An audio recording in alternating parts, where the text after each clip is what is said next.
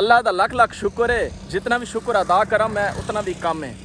अल्लाह दा लख लख शुक्र है कि अल्लाह पाक ने ना, देखो जेड़ा बंदा कोई भी बंदा है ना जिंदी नीयत साफ होवे ना तो अल्लाह पाक को देंदा है, ठीक है, और छत पाड़ दे देंदा है अगर इंसान दी नीयत सही साफ होवे तो।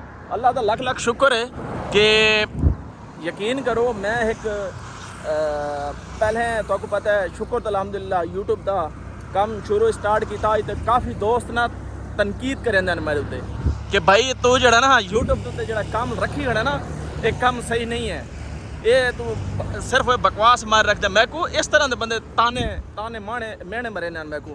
तो अल्लाह का लख लख शुक्र है कि मैं जितना भी शुक्र अदा करा अल्लाह पाक का उतना भी कम है। सब तो पहले दोस्तों अस्सलाम वालेकुम, उम्मीद करें कि सारे दोस्त भिरा मेरे ठीक हो सन, मैं भी ठीक हाँ, अल्लाह का लख लख शुक्र है।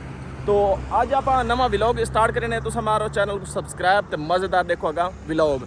माशाल्लाह खूबसूरत दिन है और देखो ये है बनी गाला इस्लामाबाद का मौसम। तो ये सामने ग्राउंड सामने देखो तो इमरान खान वज़ीर आज़म दा घर है जनाब। तो मैं इस वक्त खड़ा जनाब मरी रोड उत्ते, ये रोड वहदा सीधा बनी गाले तो मरी रोड तो बाराको वाली साइड से। माशाल्लाह इस साइड से देखो खूबसूरतियाँ और खूबसूरतियाँ दे रंग रोड के नाल नाल जितने भी पौधे हैं पे बड़े इस टाइम खूबसूरत होए खड़े क्योंकि इन्होंने उत्ते फुल हैं पे फुलों की खूबसूरती के नाल ना तो सारे रंग ही रंग हैं माशाल्लाह। अल्लाह का लख लख शुक्र है आज मौसम इस टाइम बारिश आनी पई है, बारिश देते पे उस मौसम बारिश वाला बना खड़ा है।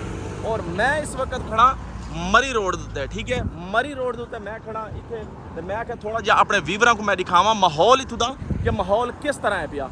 तो बाकी कोई जनाब ते बाकी एक आपको पता है शुरू तो मैं एक इंटरव्यू दिता है वो भी मैं तो भिरावां नाल लाजमी डिस्कस करे सा क्योंकि अपने भिरावां दे नाल मैं सपोर्ट करनी है और मेरे भिरा मैं ना सपोर्ट करे क्योंकि ये है इंट्रो मैं तो ये भी दसे ना क्या इंट्रो है। बाकी देखो तुसा रोड उत्ते काफ़ी सारा रश लगा हुआ इस टाइम। दोस्तों कल मैं मुक्ति करा क्योंकि वीडियो लंबी थी वजह वाल दोस्त कल काफ़ी सारे आ जाए यार वीडियो काफ़ी लंबी हो गई है तो इस वजह से मैं वीडियो का एंड करना यार जल्दी ख़त्म करें आप। मेरे दोस्त जेड़ा यूट्यूब उत्ते काम करना चाहता है बराह रास्त मेरे नाल तुसां राबता कर सकते वे। डिस्क्रिप्शन दे विच मैं अपना नंबर देसा, व्हाट्सएप नंबर भी हो सी, कॉल भी हो सी, तो तुसां उहदे उत्ते आके लाजमी आदे मेरे नाल राबता करे सो जेड़ी भी डिटेल हो सी मैं तो देसा भिरावां को, ठीक है। पर दूजी गल ये है कि मैं इंट्रो दीते इस धनो दा, ये है धनो, ठीक है। और तो पता कि 125 भी पहले है पिया ये धनो मैं तां लई है पेट्रोल थी 400 रुपए लीटर, पेट्रोल का 400 रुपये लीटर थी गया तो धनो का तां मैं धनो लई है कि भाई पेट्रोल फ्री किया है जितना भी चलावा फ्री काम चलावे, ठीक है। और बाकी ये तो कोई ये पता है कि तुहाडे भिरावां दी दुआवां दे नाल मैं जितना भी काम किया है अपने भिरावां दी सपोर्टां दे नाल किया है क्योंकि तुसां पहले सपोर्ट की थी। अल्लाह का लख लख शुक्र है। मैं जितना भी शुक्र अदा करा कि देख लो सामने कि मैं अपना घर गिद्दा इसे यूट्यूब की कमाई चू लाइए नहीं तो पता है मेहनत मजदूरी कुछ भी नहीं आज दौर चाहे जो मर्जी कर लो।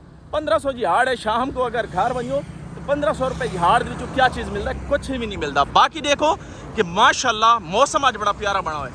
अच्छा 1500 रुपये जिहाड़ के क्या बनता है, कुछ भी नहीं बनता। इस वजह से मैं यूट्यूब के उत्ते काम करेंदा मैं तो पहले भी दसाया कि दोस्तों तुसां भी आओ यूट्यूब के उत्ते काम करो पैसा कमाओ तो सब कुछ लै सकते हो। अल्लाह का लख लख शुक्र है पहले यूट्यूब की कमाई इकट्ठी करके आप तुम्हारे सामने भाईजान घर गिदा है हुण इस इनकम उत्ते ए धनो आई खड़ी है जनाब।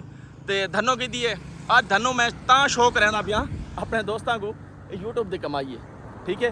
बाकी लाल यू मुहब्बत देसो तो कमेंट अपना सोना जिहा इजहार लाजमी करे सो तो बाकी मुहब्बत देसो क्योंकि मैं तुहाडे दोस्तों वास्ते आज तो दोबारा यूट्यूब के उत्ते आप काम स्टार्ट करेंदे पे कुछ मसरूफियात इस वजह से मैं काम ना भी कर सकता तो इस वजह से दोबारा यूट्यूब से आप आ गए इनकम स्टार्ट करेंदे पे दोबारा क्योंकि पता है इनकम ना होवे ना तो काम कुछ भी नहीं है, ठीक है। तो दोस्तों काम आप दोबारा स्टार्ट करेंदे पे तुसां यूट्यूब के बारे टिकटॉक के बारे कोई भी काम होवे तो तुसां लाजमी राबता करे सो। बाकी मुहब्बत देसो।